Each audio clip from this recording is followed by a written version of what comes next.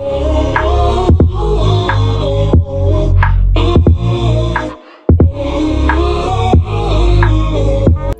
guys, what is going on? Welcome to the channel. I'm Deborah.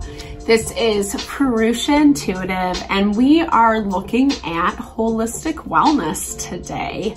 So specifically through the lens of the law of attraction. I have been uploading some content. I'm not as consistent quite yet, so please forgive me. Just about like what holistic wellness means and how we really can embrace these beautiful concepts and ideas in our own life. And I'm incredibly passionate about helping people live their best life. Life is messy, it's challenging, it's difficult. We often can get caught in that slump of everything that is going wrong or not going our way, or we keep attracting the same people, places, and things, etc. And it just like doesn't feel good, right?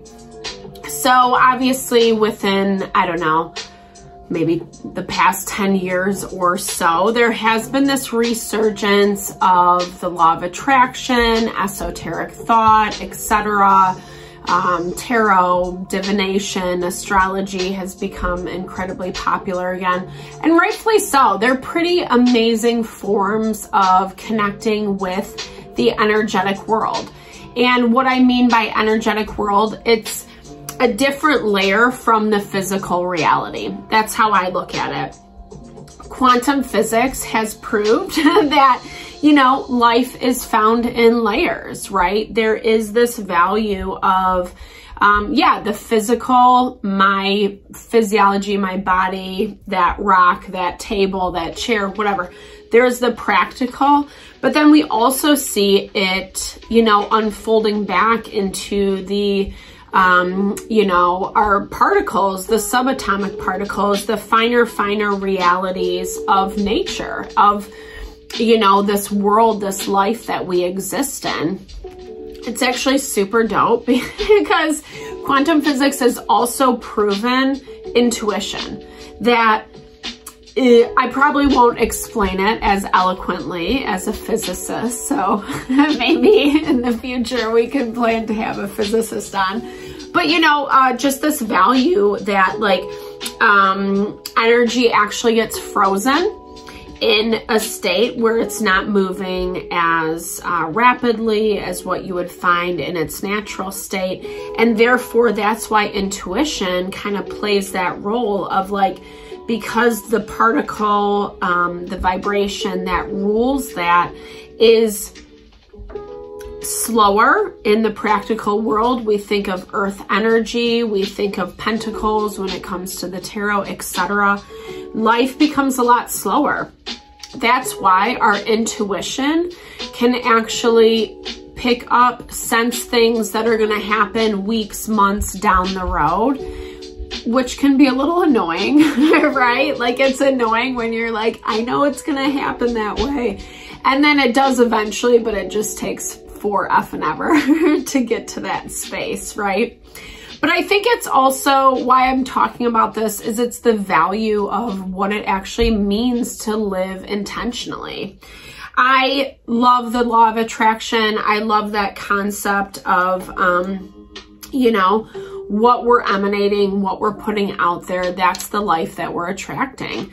I think that is a super key component to being happy and successful, right? You talk to or listen to any interview with any celebrity, anyone who's successful in their career, you know, they've worked really hard. They've had a lot of people say no to them. They've had to revamp their idea over and over and over again. And the common theme is that passion, is that drive, is the continual intention to make something happen. And the cool thing is, it doesn't mean for all of us that we need to be doing some, you know, grandiose thing that's, you know, global scale. That's cool. I love that. I think there's a lot of amazing things that we can participate in, that we can share the knowledge, etc., in order to, you know, my vibe is bringing more peace and harmony into this world so everyone can prosper. I think that's one of the coolest things about technology, is the value of globalization, the opportunity that is present. And I really am excited to see what people do with that. You know, it's giving us this chance to become more independent, whether that's being your own entrepreneur, creating your own brand. There's so much potential and possibility. And when we look at things like the law of attraction, the concept of the unified field that we find in quantum physics, we see that there is endless potential, right? And endless potential means that we can actually step into and live a life that is in alignment with us. One of my favorite series on the law of attraction, I think they do such an amazing job, is this Esther and Jerry Hicks. Sorry for the the glare. The Vortex is one of their first books. And, you know, I think that they do a really good job at simplifying the law of attraction.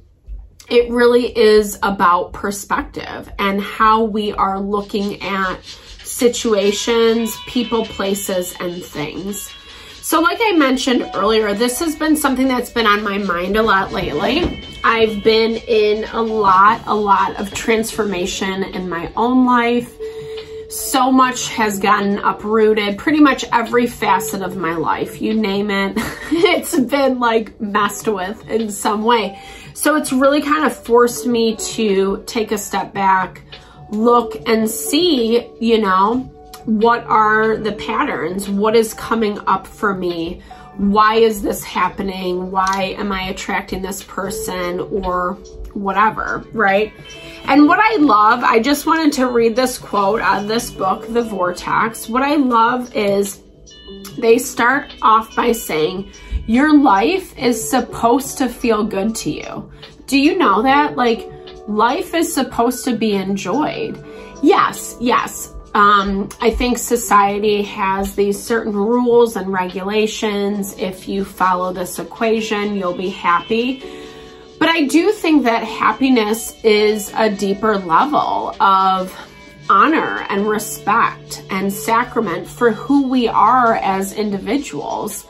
We all have our own thoughts, beliefs, ideas about how life should be lived. And, you know, yeah, like I think society rules and laws, they play a role to like not keep, you know, let it be like mass chaos. Maharishi Ayurveda also has this concept that and even these Abraham Hicks books, like if we were not as busy focusing on everyone else and what they were doing and what they were saying and thinking about us and blah, blah, blah, blah, blah, we'd actually be a lot happier because we can let go of this idea of that person needs to be this way, so I can be this way. It's more about saying, you know what, regardless of whether that person is like acting right or not, I still choose how I react, right? And that can be like one of the most challenging things to do in life, in my opinion, because like we all come into people, places, and things that disrespect us, dishonor us, treat us like shit at times, manipulate, control, blah, blah, blah, all that stuff, right? Like no one is like has not come into that. That is part of life. I think as a side note, on that esoteric, energetic level, that tension, that diversity of someone treating you poorly, saying a bad thing, it becomes the fuel, the ignition to propel you into a different direction that is more heart honoring, right? That concept of how spirit says, you know, a closed door, a no is actually a blessing because it probably wouldn't have been in alignment with you or how you wanted things to work out. So I love this quote off of page 7 found in this book that says, We want you to remember that the need for agreement from others comes from a basis of misunderstanding of the law of the universe and runs counter to who you really are. We don't need a bunch of people around us that agree with us. You know, I think it's important to have support, but I think support is very different from having the same perspective. And I think when we're working out of our ego, we often find that we're trying to get people to agree with us. But at some point, there's going to be something we don't agree on. There's going to be a different perspective, etc. And that's just the nature, right? Because no two people are the same. No two individuals have the same thoughts, intellect, etc. We all have our own unique giftings. So it's less about, you know, judging that and letting that be the foundation versus, you know, actually just saying like, okay, like we're two different people. We see things differently. We think about things differently, and that's okay. It's okay to have that diversity, right? Oftentimes as humans with our ego, we get so hooked on labeling it as right, wrong, good, bad, you know, because it gives us this like small feeling of superiority that we're better than. And it's not really true. I mean, I think that especially, it's funny, like looking at it from this other side of things, like better than really doesn't exist at all. You know, it's whatever we as humans give credence to. You can look at any trend, any habit, you know, mainstream, I should say, like celebrities or clothing or models or weight or beauty, or like you can look at any of those throughout history and they've all changed. It's based on popular opinion, right? And nowadays it's heavily saturated in marketing. We see things over and over again. Like I can't remember, what do they say? Like you see an ad 3 or 4 times and then you're more prone to like go to that website and buy the product or buy into whatever is being sold, because the more you see it, the more it's like, oh yeah, you know. And we see so many things that are repeated over and over again that kind of draw us in. I think modern world is becoming more cognizant of this. And I think it kind of just stems back to like what this conversation is all about. It's about claiming who we are and what works best for us. And sometimes that means not buying into the mainstream bullshit. Or sometimes it, you know, it means embracing some of that for yourself, right? Like we all have ego and we all have spirit. We all have a little level of superficiality. We want to be beautiful. We want to be fabulous, you know, and then there's that level of like tempering it with authenticity, which sometimes, like I said, it can be easier said than done, right? Because authenticity really lies in the root of knowing who we are. If we don't know who we are, we don't really know how we're going to show up in the world with people, with circumstances, relationships, situations. And I think that's part of the nature of life, is to grow and to evolve to that oneness. I know it's a little like out there, but oneness it's really the finest value of life. Being one is understanding that nothing is separate from the other. You can't conceptualize it. You can't like think about it, think your way into oneness. It really is about releasing and letting go of the stress, the pressures, the things that don't serve us, the things that we don't want to be involved in life. And it doesn't mean we're labeling it as bad and wrong for someone else. It just means that we're standing more in our alignment. And when we do that, so we hear that word a lot. It's a buzzword, I think, right? Yeah, and I am a little like cliche-esque on this channel. Well, they are cliches for a reason. They actually work, right? But it's just that value of like, you know, just knowing that like the more we shed those layers, the more in alignment we are, the more honest we are about who we are, what we want, how we want it to look like, the happier we're going to be. And that's all this life is about, you know, whether you remember past lives or not, whether you want to be the best business person, you want to be famous, you want, like, this is that formula in order to get there. It's about being in alignment with who we are, because we all are beautiful. We all are fabulous and unique. We have our own special brand and gifts to give to the world. And a lot of times the way we are thinking or receiving information, thinking about ourselves, thinking about our environment really dictates what is showing up for us.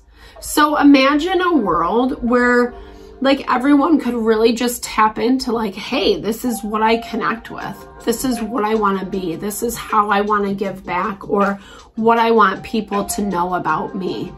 Imagine that. I think it would be like pretty dope, you know? And yeah, I mean, I think peace and harmony is like a fabulous idea. I also think we need tension to grow, right? To evolve. I think there is that level, like I talked about earlier, of like, you know, we need that. We need that in order to push ourselves beyond our own concept of, you know, what it means to change. Like, I think we can do that for ourselves. We can set goals and blah, blah, blah, blah, blah. But I think there also is a deeper and more authentic value that comes from life, actually like forcing that change on us, or putting us through situations that force us to change, right? They're two different things, and they're both equally important. And I think what it really stems back to is this idea of getting into the vortex, right, of who we are, how we can be and authentically show up in life, how we can grasp our power and potential, and the amazing people that we can be. I mean, that's what makes me passionate. That's what makes me so excited. Is I love watching people thrive. I love watching people grab hold of who they are and their gifts and their abilities and just like running with it. It takes work for sure. And some of it is a little bit of a bitch. I'm not going to lie, right? That's just life. But when we do it, there's so much pride on the other side. Ooh, a little rhyme to end this time. All right, guys. Thanks so much for tuning in. I appreciate you always. Lots of love and blessings. Definitely drop comments below. I would love to hear your thoughts on the law of attraction, and if it works for you, if it doesn't work for you, or, you know, just even thoughts on the video. Let's build and grow the community. Thank you so much for your time and energy. Lots of love and blessings.